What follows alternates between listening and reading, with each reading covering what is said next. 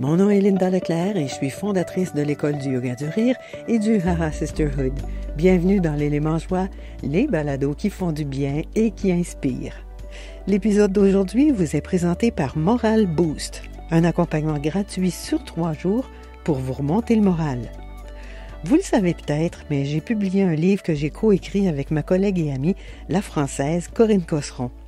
Corinne et moi, nous nous connaissons depuis fort longtemps et bien que vivant sur 2 continents différents, nous avons mis au monde un formidable outil pour tous ceux et celles qui veulent en savoir plus sur le yoga du rire, se donner des idées pour leurs séances ou pour se doter d'un ouvrage qui donne des astuces concrètes pour rire plus. Fondatrice de l'École internationale du rire, elle a créé la rigologie, qui est un ensemble de pratiques psychocorporelles destinées à stimuler la joie de vivre et l'optimisme. Voici l'élément joie de Corinne. Alors, bonjour ma belle Corinne, Corinne Cosseron, je suis avec ma copine. Aujourd'hui, on est chacune sur notre continent respectif. Corinne, elle est à Frontignan en France et moi, je suis au Québec. Et Corinne, elle est un peu inquiète parce qu'elle ne sait pas trop ce qui va se passer. Donc, ne t'en fais pas. Bon, le seul risque que je prenne avec toi, c'est de rigoler un bon coup. Exactement, exactement. Écoute, Corinne, l'élément joie, d'abord, je te remercie d'avoir accepté d'être mon invitée aujourd'hui. L'élément joie, je te pose 2 questions. On dirait que j'ai de la difficulté, là. Moi, je suis enrhumée un peu aujourd'hui, puis elle a eu beaucoup d'activités, d'événements, donc on est toutes les deux... on pourrait dire qu'on n'est pas à notre meilleur aujourd'hui, hein? Mais c'est pas grave, on est certainement magnifique quand même. Non, mais là, tu as perdu tous les auditeurs, ils sont tous partis, là. Non, parce qu'ils doivent se dire comment elles vont être si elles sont effectivement pas leurs meilleures. Corinne, toi, parce que je le sais que ça t'arrive, là, quand tu vis des moments où on parlait tout à l'heure de notre horaire respectif pour les 2-3 prochains mois et je voyais comment c'est chargé sur le tien aussi. Quand tu es très stressé, qu'est-ce que tu fais, toi, pour relaxer, pour te ramener dans un espace un peu plus zen, un peu plus relax, détendu?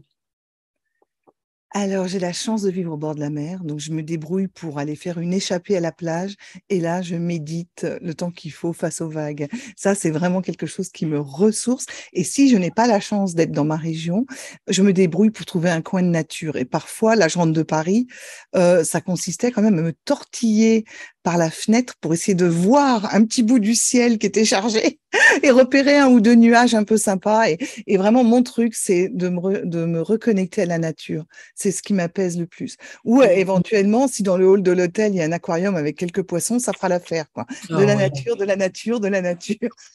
Ah oui. Puis écoute, moi, je trouve ça chouette parce que je me souviens, il y a plusieurs années, tu m'avais envoyé une vidéo de ton bord de mer avec les vagues et puis on entendait juste le ressac. C'était tellement apaisant. Moi, j'avais adoré ça. Je t'enviais d'ailleurs, je t'enviais encore pour ça.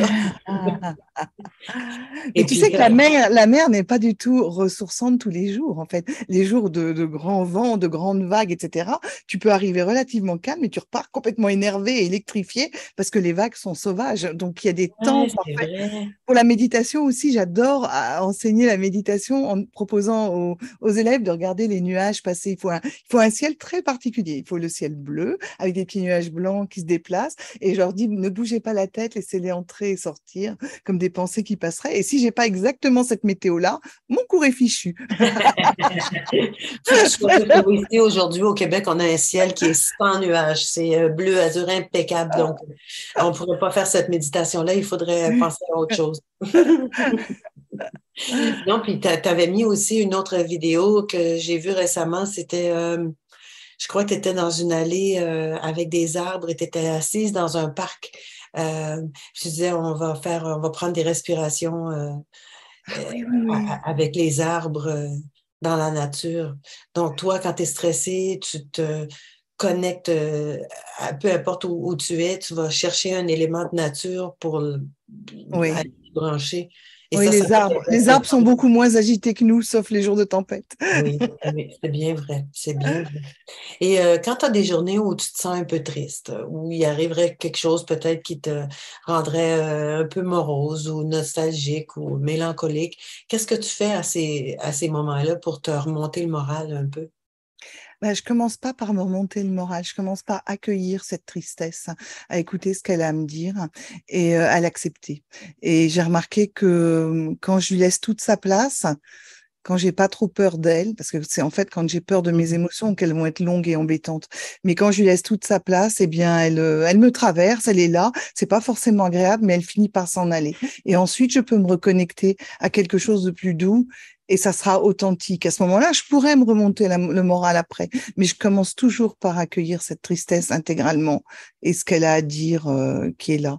Ça peut être long, la tristesse. Parfois, faut être patient.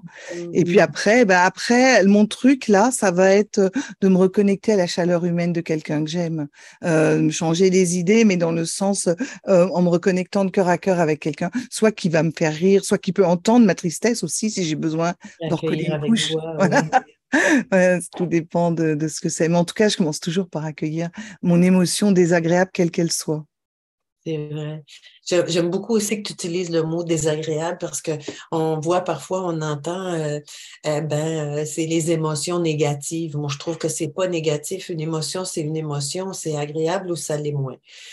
Puis effectivement, quand on a de la tristesse, c'est parce qu'il y a quelque chose, il y a quelque chose qui attire notre attention sur un événement, une activité, peu importe, là, qui est peut-être moins agréable. On doit s'en occuper.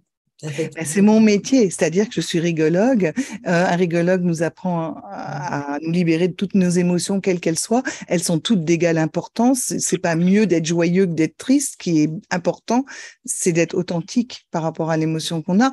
Et le prix du rire, puisque toi et moi, nous aimons beaucoup le rire, évidemment, le prix du rire juste, du rire sincère, ça va être quelque chose auquel on va pouvoir se connecter à condition d'avoir vraiment laissé la place à toutes les autres émotions. Si quand je suis triste, je colle un rire artificiel dessus, c'est monstrueux, c'est d'une grande violence, ça règle rien Exactement. et le rire va sonner faux de toute façon. Donc, on peut pas faire l'économie de nos émotions désagréables. Et c'est pour ça que positif et négatif, ça veut rien dire en rigologie. Non. Elles sont toutes d'égale importance. Elles nous permettent de vivre et d'avancer. Elles nous mettent en mouvement. Et c'est pas mieux telle émotion que telle autre. La seule émotion bonne, c'est celle qui correspond à ce qui est réellement là, à ce moment-là. Oui, c'est ça. C'est dans le fond, il y a plusieurs années, j'avais donné un atelier, en fait, c'était un webinaire sur le rire et les émotions, puis justement, c'est quelque chose que j'avais souligné. Il ne faut pas se priver de vivre une émotion parce qu'elle est désagréable. Il faut la laisser, en tout cas, on a avantage. Il y a le faux, là, mais on a avantage à la laisser nous dire ce qu'elle a à nous dire, et puis après, on continue. Mm. Bah, surtout qu'une émotion, c'est un peu comme un enfant qui fait un caprice. Elle va faire du boucan jusqu'à ce qu'on s'en occupe de Ouais. toute façon. Et finalement, la peur qu'on a d'elle est bien pire que le fait de la vivre et de la ressentir. Moi, par exemple, très longtemps, j'ai eu très peur de mes colères parce que je suis quelqu'un de très énergique, de très volcanique. Et j'avais l'impression que si je laissais aller mes colères, j'allais tuer des gens, passer à l'acte. Mais finalement, quand j'accueille cette colère aussi et que j'essaie de remettre en perspective en me disant, bon là, est-ce que je trouve qu'effectivement, ça empiète sur mon territoire et j'ai raison d'être en colère ou pas, eh bien finalement, c'est beaucoup moins violent quand je l'écoute que toute l'idée que je me fais d'elle en la repoussant. Donc finalement, on a toujours intérêt à laisser vivre nos émotions désagréables. Tellement, complètement. Tellement, tellement, tellement. Tellement, Et parce puis que de toute après, façon, tellement bien de rire pour de bon. oui, On exactement. l'a bien mérité après. Et tu vois, j'avais un professeur, moi, à l'université, qui me disait ce à quoi on résiste persiste. Et puis, elle avait quelques phrases comme ça, là, elle laissait tomber ses perles ici et là dans ses cours. Et puis, celle-là, moi, ce à quoi on résiste persiste, je l'ai tellement, tellement, tellement retenue parce que c'est tellement vrai. Alors j'en ai une qui va te plaire. Tout ce qui ne s'exprime pas s'imprime. Ouais. Et justement, une émotion est faite pour être exprimée, c'est-à-dire pour sortir de nous et non pas pour rester à l'intérieur. Et si on l'empêche de vivre sa vie, elle va s'imprimer à l'intérieur en nous déréglant, soit physiquement, sous forme de tumeur ou de choses de ce genre, soit psychologiquement, avec des burn-out ou des choses de ce genre, soit même spirituellement. On peut en perdre la foi, d'être complètement étouffé parce qu'on ne s'autorise pas à vivre.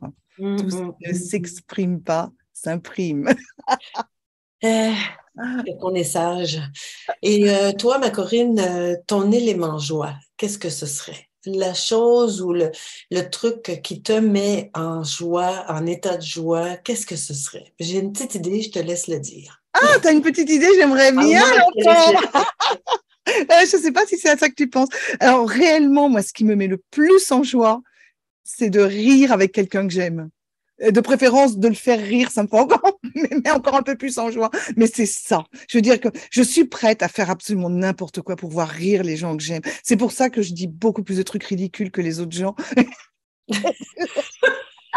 Je suis un personnage comme ça, complètement à côté de la plaque. Très souvent, je suis prête à n'importe quoi pour faire rire les gens que j'aime. Ça, c'est ma joie profonde. C'est à ça que tu pensais, Linda? Tu pensais que j'allais dire ça? Écoute, j'avais en tête, il y a la complicité que tu as avec Fred, puis les moments de rire que vous partagez. Il y avait de ça. Fred est tes fils, donc mais je pensais beaucoup à Fred dans ton élément joie quand on rit ensemble tous les deux. Oui. Lui, mais toi aussi, mes amis, j'adore rire avec les gens que j'aime. C'est vraiment, je crois que c'est la plus courte connexion d'un cœur à l'autre, c'est le rire. C'est un accélérateur de relations humaines. Quand on rit ensemble, ça va tellement bien. Mais même avec des inconnus, si je vais au guichet 13 de la Sécu pour remplir des papiers auxquels je comprends rien, si le type a l'œil qui frise et qui sourit un peu et qu'il a un peu d'humour, je sais qu'on va y arriver. Ça sera peut-être un peu long, mais on y arrivera. Si je tombe face à quelqu'un qui est une armoire normande complètement fermée, sans aucun sourire, sans aucun pétillement, là, je pense que ça va être très, très long, voire que je n'y arriverai jamais. C'est rassurant aussi, le rire. Donc oui, mon élément joie, c'est ça. C'est voir l'œil frisé de mon amoureux, tu avais raison, mais aussi de mes copines, de mes aimés, de tout le monde même. Ah, c'est très bien. Tu vois, j'étais pas très, très loin. Je savais que le rire avait certainement une belle place là-dedans, mais je soupçonnais que ça avait une place prépondérante. Donc, toi, quand tu es stressé, tu te reconnectes avec la nature, tu cherches à aller t'immerger dans la nature. Quand tu es un peu triste, tu laisses l'émotion se déposer, tu la laisses vivre sans chercher à la camoufler ou à la maquiller ou peu importe. Et ton élément joie, c'est de rire et faire rire les personnes que tu aimes. Oui, rire ensemble. Voilà.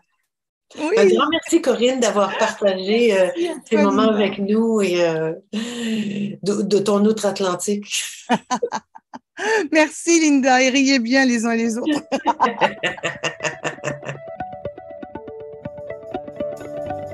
Je vous remercie d'avoir écouté cet épisode qui, je l'espère, vous aura peut-être inspiré.